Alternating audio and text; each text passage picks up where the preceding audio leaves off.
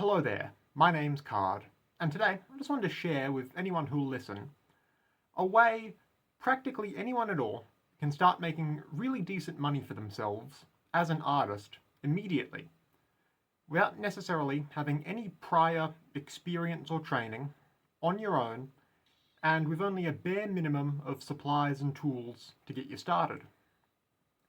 I'm just going to start with a little preamble about what most people get dead wrong about art as a career, then my experience working as an artist, and how I eventually stumbled onto the process I'll be explaining today.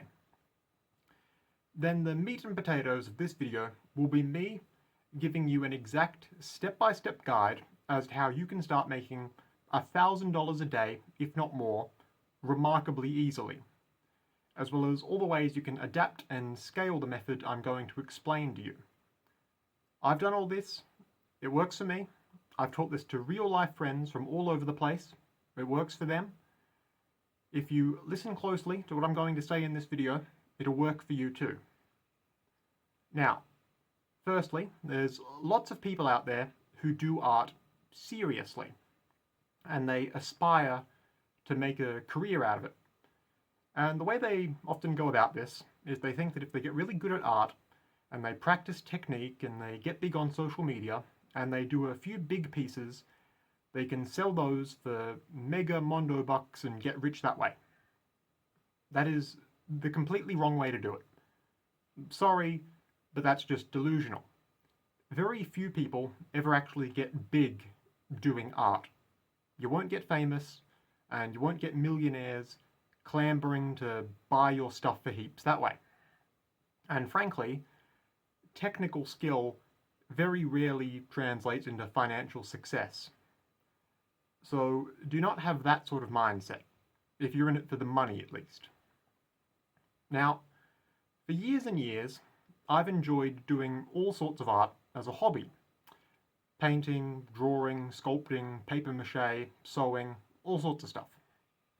I've never had any formal technical background in any of that. I just enjoyed having a go at it all and just experimenting with different mediums. I've also never had a lot of fancy equipment or materials. I've always just made do with what basics I could get my hands on.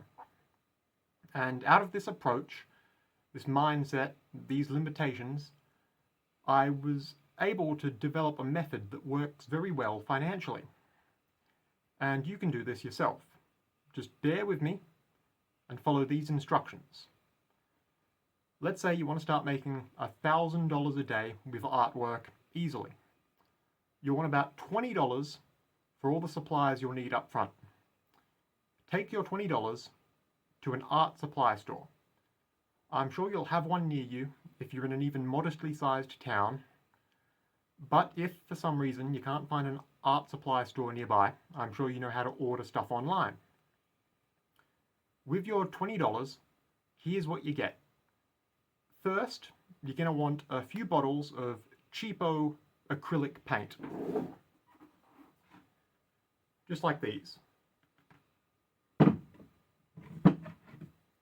This is paint for children, essentially. This is what you get in second grade art class.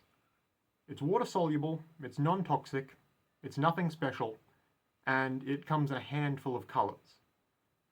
A bottle like this is about $1 a piece. I'd recommend you get a basic spectrum of these. Red, yellow, orange, blue, green, purple, white, and black. You're also going to want to pick up a basic brush set while you're there. Just something like this. This will probably be a couple more dollars, and what you're really after is just a set that includes a relatively broad brush, like this, as well as one that comes to a smaller, finer point, like this. That's all you need. That's roughly half your $20 gone. The other half you're going to want to spend on as many of these as you can find. This is a little square canvas on a rigid backing. These are available from a lot of brands, and they usually come in packs of between 3 and 5. just like this. You usually see these for about $1 a pack, but in my experience these are often discounted if you get a lot of them, or they're in the bargain bin half the time. So you get a lot of these, and when you're at the checkout, you ask whoever's working the register if they'll be able to get more in for you in the future, because you are going to want lots of these eventually. You go home with your new purchases, your paints, your brushes, your canvases, set up a working space. Lay out all your little canvases on a table or a desk or the floor if you want. Lay down some old newspaper or something if you're worried you're going to get paint everywhere. Get your brushes out, fill a jar with some water and get a cleaning rag ready. Let's say you end up getting 50 of these little canvases. On all of them, put one small, maybe pea-sized drop of white paint on them. Then a second drop of one of the other colours.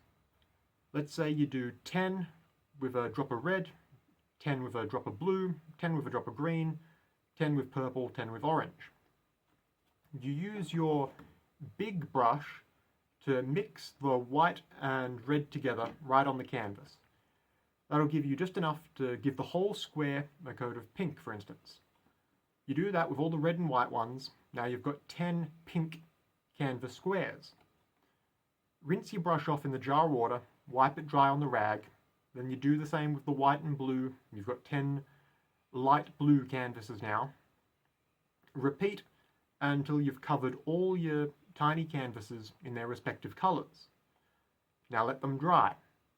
This acrylic stuff doesn't take long to dry, and on a small area in one thin layer, it'll probably only take about 15 minutes max.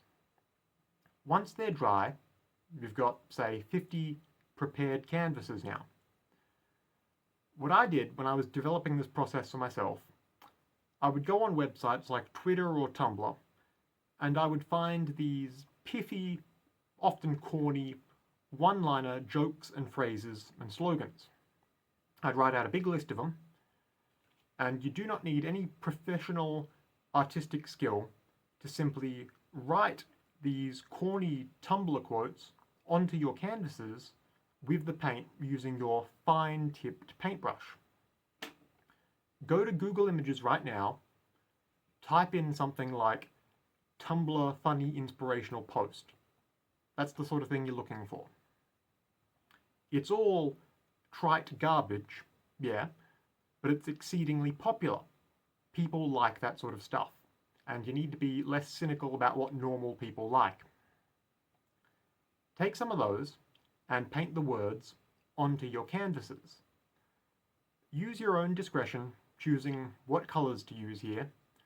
I'd also usually go around the edges of the canvas a bit, or I'd add a simple little graphical detail.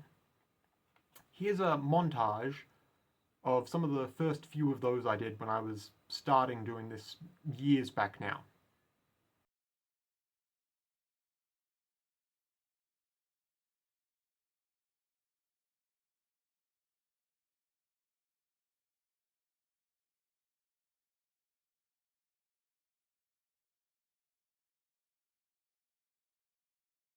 If you've got a design that works, make like 5, 10, 20 copies of it if you want, but make sure you've got a bit of variety. You can do dozens and dozens of these in an hour. You can make hundreds in an afternoon once you've got a handle on the process. But what you're going to want to do next, pack up all your finished artworks in a nice box, just like this. Additionally, get a container, like a coffee tin for instance, remove the label, rinse it out, and make a slot on the top. You're going to need something like that to put your money in soon. Ideally too, it helps to have something like a folding table for this next step. Once you've got all your paintings done up, the next day you need somewhere to set up shop. Ideal places to do this would be anywhere like farmers markets, village fetes, or ask the organisers of events like indie music gigs or poetry recitals if you can set up a merch table of your own there. Alternatively, Ask if you can hawk your paintings at trendy, artsy, young adult hangout spots like coffee clutches, indie bookstores, hipster bars, that sort of thing. But even if you can't find anywhere like that, you can go to somewhere like the local park or the concourse of your local shopping plaza area or the boardwalk along the beach if you've got one nearby. Now, this sounds a little bit rinky-dink if you've never done it, but hear me out. What you're going to do is simply set up a table somewhere people go past and have these paintings out on it. You're going to want to have one or two of each of your designs on the table at any given time and the rest of your surplus in the box. You will immediately attract people who will come along to see what you're doing. And I maintain this is the most crucial step. You must always remember this part of the process. When people inquire as to the price, you let them know it is entirely pay what you want. Trust me on this. These little canvases with normie inspirational posts on them will sell like hotcakes if it's pay what you want. If you tell people that this sort of thing costs, say, $5 a piece, they won't sell at all. But when it's pay what you want, every passerby happily gives you at least $5, and often more, for one they like. I don't know why that is, but they do. You'll sell out in like an hour, and you'll go home to empty the coffee tin people put their banknotes on, and you'll see mostly 10s, a lot of 20s. I've inexplicably found 50s in there. It just works. And it's all cash in hand, same day. Now, if you're smart, at this point you take all your earnings and you go back to the art store, buy as many tiny canvases as they've got, and maybe some bigger bottles of cheap paint so you can get into this for the long haul. Go back to Google, get more designs, repeat the process. Start selling at a new spot the next day. Rinse and repeat. One person can do this on their own at a scale that can draw in 1,000 a day easily if you properly commit to it. Now, I did this exact setup for long enough that it put a decent chunk of change in my pocket. And I bet it'd work for you too if you follow my instructions to the letter. But you also ought to know how to adapt and how to scale this idea up. How to take the concept and keep it going without it getting stale. What if, for instance, you can't get any more canvases? Happened to me. I moved around a lot while I was doing my university study long distance while I was doing all this, and I was staying in an area without an art store once. What did I do? I'll tell you. I went down to the nearby creek and came back with a bunch of these flat, round river stones, just like this. Same thing. Paint slogans on them, do geometric patterns, or something similar. I was doing cute bug designs for a while, like this blue ladybug design with the spots and the white antennae and eyes there. Just doing a bunch of different variations on that. The way to financially succeed with art isn't to do big projects and hope to get famous. It's making lots and lots of something simple that loads of people will like, that ultimately requires not that much technical know-how and just knowing how to get people interested. If you can go down to the river, bring back 100 stones, and learn just enough painting skill to quickly do a bunch of little caricature faces on them, and then you have a table in front of a shopping centre where you let inquiring passers-by know that it's completely pay what you think it's worth, you'll start making money hand over fist, I promise. And you can mix it up every once in a while too. A while ago, I was living about 5 minutes walk away from the beach, and then I moved further inland. When I went, I made sure to take several bags of little basic seashells with me, just like this. These little scallop things. You see them everywhere on beaches here.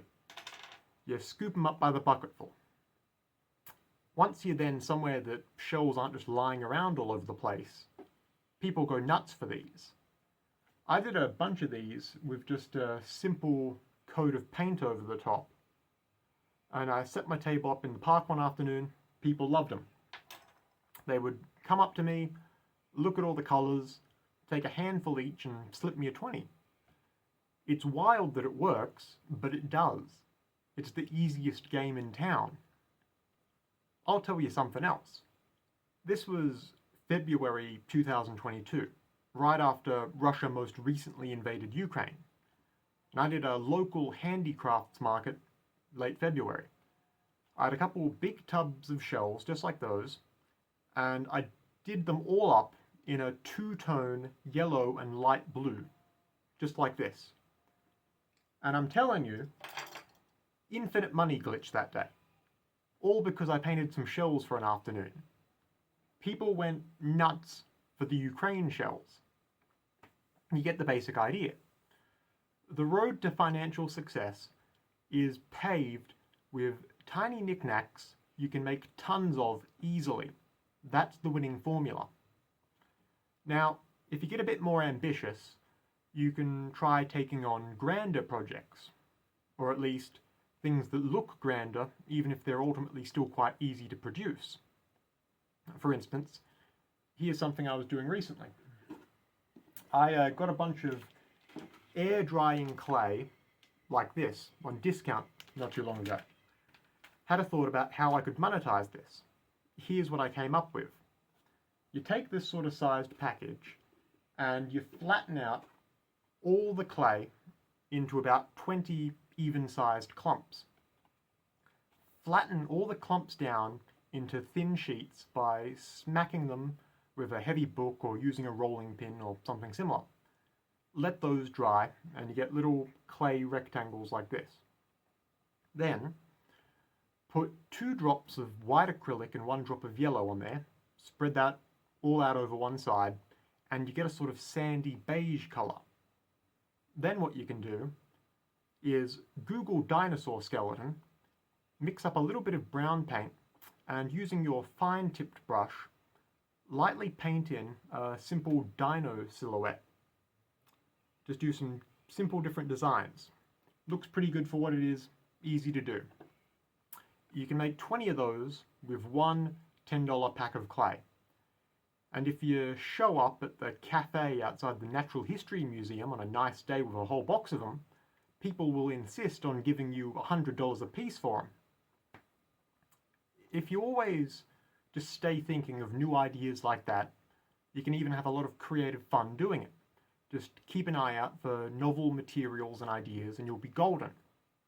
I was out with some friends recently on a day trip, and the whole squad decided to get that classic Australian dish for lunch, hot meat pies. And we ended up with a bunch of these foil dishes left over. I get an idea. I rinse them off, put them in my bag. Because you know what's really popular with young, trendy, artsy people right now? Horseshoe crabs. So you take a pie tin, snip there, small cutout at the very bottom, shove 10 cents worth of dowel through the hole, and then do a simple paper mache shell over the whole thing, and paint it a slightly mottled brown. It's a 10-minute process in total. And you end up with a rudimentary horseshoe crab. Some would say this is just a pie tin with a mud-coloured serviette glued to it. And I would tell them that even so, the kinds of chicks you meet at arts and crafts festivals out the front of your local library will pay good money to be able to take this little guy home and hang him on the wall. That's the big lesson of this video. Art, as a career at least, is about cheaply and easily producing bullshit other people will buy. Now, if you want to get into art for actual artistic purposes, you know, making something that creatively reflects your lived experiences or the human condition or whatever, disregard everything I've just said. But strictly as a money-making exercise, this is the way. There's so many things I could talk about too that I ended up cutting from the script, like flower pressing, or mushroom spore prints, or try woodblock printing. And do any of those sorts of things, you know, press a bunch of wildflowers between a couple boards, just dry them out for a fortnight, and glue them onto, you know, a thick piece of black cardstock you cut into 15 equally sized square pieces. People will buy those. If you take one of your white canvases here, pick some wild mushrooms if you're in an area they grow, leave a mushroom on that overnight. It'll leave a spore print. You can Google the process for more info, but people will buy that. Find out how woodblock printing or linoleum carved printing works. You can do that, make a bunch of prints, sell those, people love them. Everything's a good idea if you just make enough of it and you market it well, basically. This whole room I film in, I've currently got my old computers up against that wall at the moment, but this whole room is workbenches and shelves and drawers full of tools and resources. The point is, if you're really smart, you do all this and you take all your art profits and save up wisely, and eventually you get yourself a modest little plot of land in the countryside and about $12,000 worth of lumber, and you make yourself a cozy little 3-room cabin in the woods. But that could be a topic for another video some other day. See, the thing is, capitalism is by its nature bad and oppressive. You shouldn't have to pay for food or a place to live at all. And ideally, as a society and as a civilization, we'd move past such notions. But, disappointingly, that most likely won't happen anytime soon. In the meanwhile, so long as I am forced to live under capitalism, I will make sure I succeed at it. And if we're being honest, inherently oppressive as it is, if you're fortunate enough to have been born in the first world and you're not a complete moron, it's a lot easier to make a bunch of money than most lefties will admit. Just be smart about it. This is merely one way you could do that. I did well doing all this. I got my bag. I want you to get your bag. And you watching this, could do too, if being an artist sounds like a fun idea for you. It's just a thought. If you might like to hear more from me, feel free to subscribe to this YouTube page, or just take a look at my other videos. Either way, once again, my name's Card. Goodbye for now, and have a lovely day.